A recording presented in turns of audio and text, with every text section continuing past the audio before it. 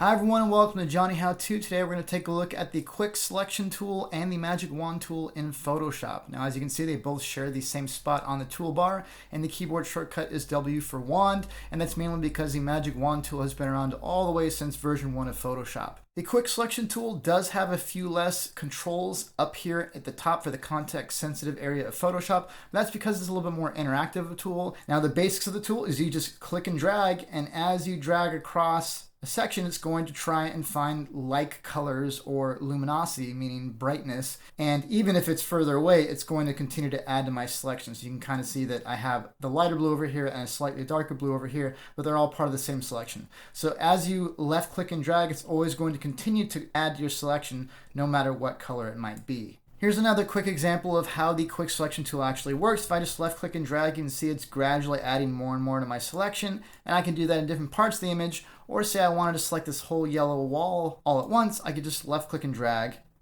and really quickly now I have a nice clean selection, especially since this is a hard edge and doesn't have any gradation. And I can go in and mask it out, and now I have this isolated from everything else. In this example, I probably wouldn't use the quick selection tool if I wanted to try and isolate the eyeball, the iris, and the pupil. But just as an example, you can use it with more gradation in color and changes in color. And you can see if I drag in first, I'm just going to get the specular highlight. And as I drag over the different color areas, I'm going to go ahead and continue to add to my selection until as I slowly work my way around, I am going to get pretty much the iris cut out pretty cleanly. Now, if I did happen to accidentally grab a little bit too much, or if it started to grab the white of the eye, remember you can always hold down the Alt or Option key, and it's going to subtract away from your selection. Now, another checkbox worth knowing is the Sample All Layers checkbox. And if I don't have this selected, it's only going to sample from the selected layer that I have. So right now I have this top layer that's the color rectangle, and I have the bottom layer that is my overall picture background. So if I want to sample not only from the wall, but also from this rectangle, and I click on this, you can see it's actually only looking at the blue brick that's below it. And that is because I have the background selected and I do not have Sample All Layers selected. If I go ahead and do Control D to deselect and I click on Sample All Layers, even though I'm selecting the background layer right now, it's still going to be allowed to sample from this layer that's above it, even though it's not selected. Now, the Magic Wand tool does have a few more options up in the menu bar, but overall, the difference between the Quick Selection tool and the Magic Wand tool is this is a little bit less interactive, and it's more based on the settings you select up here. So I have the tolerance set at 30 right now, and if I click, you can see I get a pretty good range of the front of this building. If I was to go ahead and do Control D or Command D to deselect and put the tolerance down to a value of 1, and I go ahead and click, you can see I get a much smaller range. Notice that when I left click and let go, it doesn't keep adding to my selection. In order to do that, I have to hold down Shift to add to my selection, and then hold down Alt or Option to subtract from my selection. Now obviously, unless you have a very perfectly solid color, you're probably going to want to have a tolerance higher than 1. I'll go and do Control D to deselect.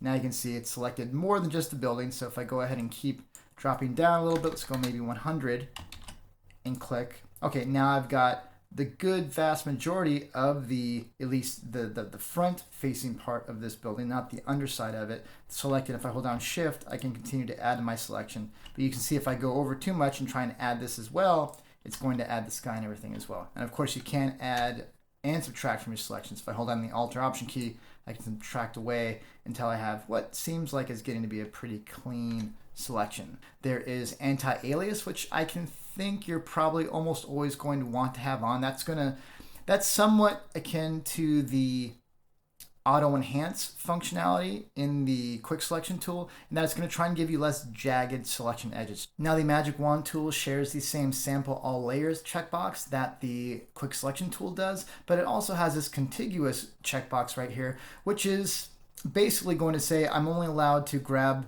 the pixel colors that are in the same area. So if I go ahead and have this checked, which is by default, I believe, and click here, you can see I'm selecting in this particular area. If I uncheck this and I click in somewhat of the same area, you can see I'm also selecting values over here. So it's looking at the color value and saying, okay, it doesn't have to be touching, but it can still be of the same color, and select that elsewhere in the image. You can see we've gotten the jeans and some of her top here as well. Another setting that's useful to know about inside of the Magic Wand tool is the sample size. And if I go ahead and zoom in, I'm going to hold down the Option or Alt key and use the mouse wheel. If I zoom in far enough, you can start to see the grid of individual pixels that make up this image. But if I have this sample size on point sample and I have the tolerance set to the lowest, to 1, when I click, it's only going to grab pixels that are basically that exact same color and value. Now, if I go ahead and use the drop down and I do 3 by 3 average, it's going to do a 1, 2, 3 by 1, 2, 3 average. And so that way you can get a more generalized color selection instead of just that one particular area you're clicking on for that one pixel. Well, those are the fundamentals of the quick selection and the Magic Wand tools in Photoshop. Thank you everyone for watching, and I will see you on the next Johnny How To.